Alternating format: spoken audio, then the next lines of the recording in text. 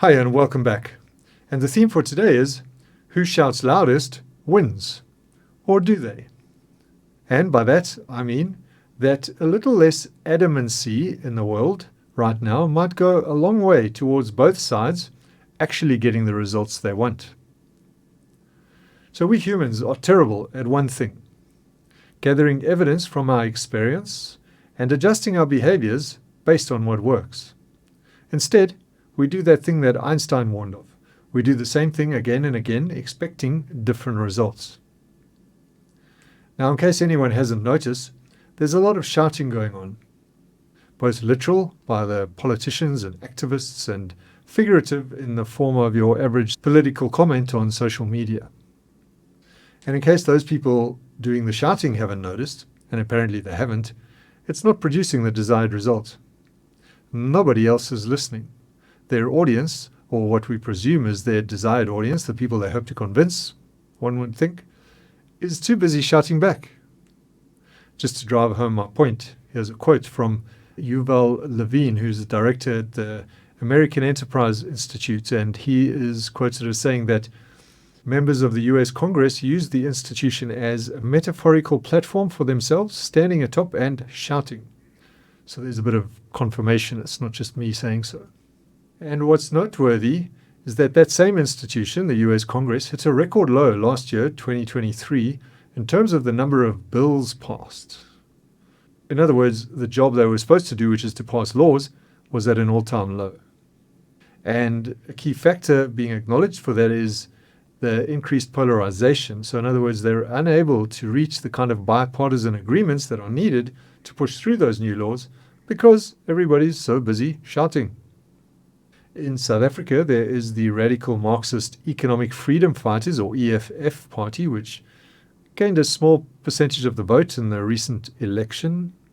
They're distinctly recognizable for their red workers' overalls and boots, and their sole political tactic is to disrupt Parliament by shouting. They regard it as a victory when they get evicted en masse from proceedings. I'm not too sure that they've contributed to any laws actually being passed either. So we're seeing that shouting is rather ineffective. And it's not just about them. Are we not shouting whenever we fire off smarter than thou, more righteous than thou comments on social media? Levine, who I mentioned earlier, has something to say about that. He said, you just tweet at someone and they tweet back at you. We talk a lot online, but we rarely have a conversation. And ask yourself, has anybody ever changed their minds about anything based on what was said on social media? Didn't think so. So, shouting is ineffective. Yet, we're doing more of it. That's insane, to refer again to Einstein's definition. I'm going to give it a word. I've used the word already: adamancy. Being utterly unyielding in attitude or opinion, in spite of all appeals, urgings, etc., according to the dictionary.com app. And while I was writing my notes for this, I realized it wasn't in the Microsoft Word dictionary. I had to add it. Now, there are many ways in which this can be explained, and here are some. Pick the one that works for you. So studies in neuroscience have shown that trust and distrust are signaled in different parts of the brain. Distrust is signaled in the amygdala, the seat of the fight or flight response. Trust is signaled in the prefrontal cortex, the executive part of the brain, where empathy, judgment, and the more strategic social skills sit. Those studies have shown that different types of conversation activate different parts of the brain. Duh, you guessed it. Shouting, both literally and figuratively, activates the amygdala region and the fight or flight response. And by shouting, I mean conversations that involve more telling than asking, what some might call the tell, sell, yell syndrome. They are less about influence and more about dominating the other person. And to be clear, with their amygdala active, recipients of those kind of conversations are primed to fight back. Their brains also turn off the mirror neurons that would normally give them insight into what others feel, think, and intend. In other words, when you're shouting, you're literally turning the other person into your enemy. On the other hand, conversations that activate the prefrontal cortex and signal trust are collaborative, co-creative conversations in which both sides are open to learn from the other and neither one is trying to push their agenda. These have been shown to have positive effect on team performance and business outcomes. Sadly for the shouters, though, that means shared outcomes. You can read more about it in the links below. The bottom line is, based on the increased levels of shouting, we appear to be using less of our executive function and more of our primitive brain. Yet the arguments we're using are more and more elaborate. You can see my previous post on this, which was about woke thinking being academic thinking embedded into our daily discourse. Far more elaborate, however, while we think we're being clever, we're not always. To some degree, we're deluding ourselves. And self-delusion points us to the ego. Does that mean we're becoming more egotistical, you say? Yes, I will say. In fact, we can say that adamancy is an extreme form of identification with the ego, specifically the ego's unconscious automatic need to be right. To return to neuroscience, being right, winning a point, even if it's only in our own minds, gives us a dopamine high. It's worth noting that social media is designed to generate addiction through frequent dopamine hits. So maybe we've become dopamine addicts and shouting is our drug. And when those enemies that we created do the same back to us, our amygdala fires up and we find ourselves in a vicious cycle. To put a stamp on it, we're less conscious, a lot less in control of our brains and our egos, and yet we believe the opposite, which makes us all rather dangerous, which I've said in a previous video and post as well. So, is there a way out of this? Theoretically, yes. And here is one way. We can all agree that the quantum physicists of the mid-20th century, Einstein and his fellows, produced some unexpected but marvelous outcomes. And one of them, David Bohm, who was a bit of a philosopher in addition to a mathematician, pointed out that those outcomes were only possible because of the quality of the conversations that those scientists had. In fact, he wrote a book about it called On Dialogue, in which he put forward the distinction between discussion and dialogue. So discussion is a form of consensus where different views are presented and defended and maybe weighed up against each other, and then a particular view will be selected as being the right one. The aim is to reach a conclusion or a decision, and which usually results in a course of action. The purpose of a discussion is to win, where winning means having your views accepted by the group. And in those instances, we tend to only accept part of another person's view in order to strengthen our own. So discussion you'll see happening in some academic conversations, in business and politics, and discussion is necessary sometimes, but it needs to be managed and balanced with dialogue. So dialogue is a form of consensus that seeks a picture larger than any one person's point of view. And the analogy of fleas on an elephant applies here. So fleas on each part of the elephant could describe the whole elephant based on the part that they're exposed to.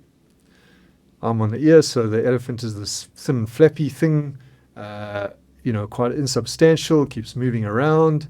And I try to convince everybody else, and somebody else is on the tusk, and he's saying, no, it's solid, it's white, it's heavy, it's hard.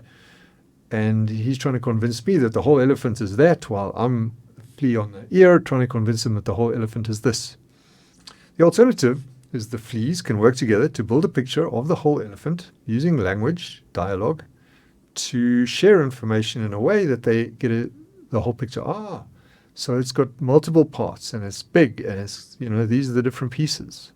So that's an analogy for dialogue in which different views are presented as a means towards discovering a new view. It's not about seeking a conclusion, but a richer grasp of complex issues. Dialogue can lead to action, but that's often more of a byproduct. It's not a primary focus.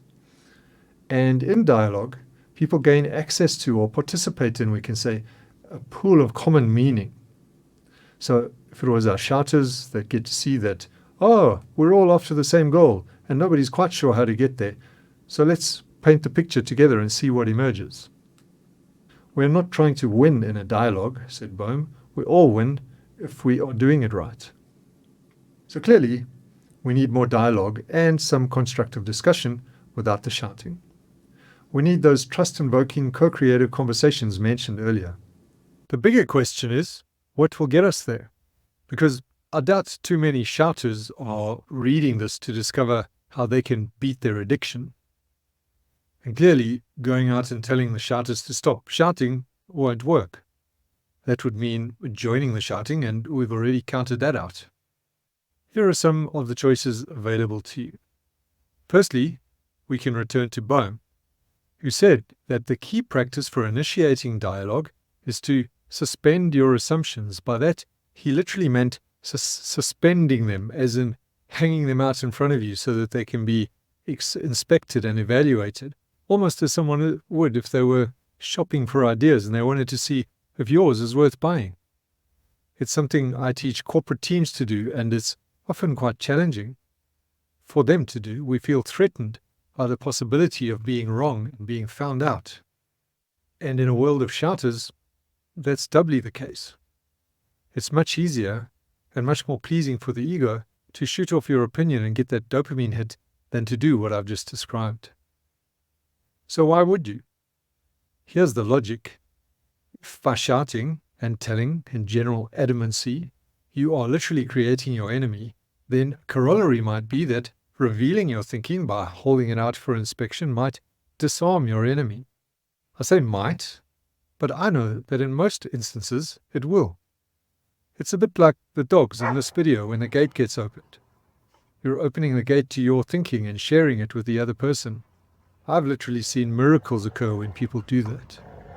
And of course, there will always be exceptions, but there's nothing you can do about those. You just walk away. The second thing you can do to create a friend instead of an enemy is to genuinely validate the other person's point of view, no matter how abhorrent you find it. Why would you do this? The reason is simple. Because then you're doing what you're asking them to do, which is to stop shouting and become curious about an opposing point of view. You're doing what Gandhi suggested. Be the change that you want to see in the world. But I know that sounds like a cliche, and this is real. Once again, I say that when you do that, when you take that genuine interest in the other person's point of view and how they arrived at that point of view and what their assumptions are and what their thinking is and their experiences, you'll be amazed at how much you disarm the other person. I dare you or challenge you to go out and try it. And be aware, I did not say it would be easy. And not because you can't control the other person's reaction, but because it's so hard to control your own, to remain in dialogue instead of getting into discussion mode, instead of trying to win or prove your point. Fortunately, we know that things worth having are not always easy. Just remember, the point is not to win, but to have a dialogue, to demonstrate the behavior that you want to see in the world. And how will you know if you're succeeding? The key indicator is that you'll be asking more questions than making statements. So your overall conversation will shift from making statements, say 80-90% statements and 10% questions, to maybe 60-70-80% questions and many fewer statements. That's your key indicator of success in conducting dialogue instead of discussion. And before I sign off, I'd like to give a shout out to my South African countrymen. The democracy that replaced apartheid and the more recent government of national unity are both examples of what can be achieved through dialogue. And, I reckon, shining examples for the rest of the world. So thank you. And if you found value from that, please remember to subscribe, and I look forward to seeing you in the next one.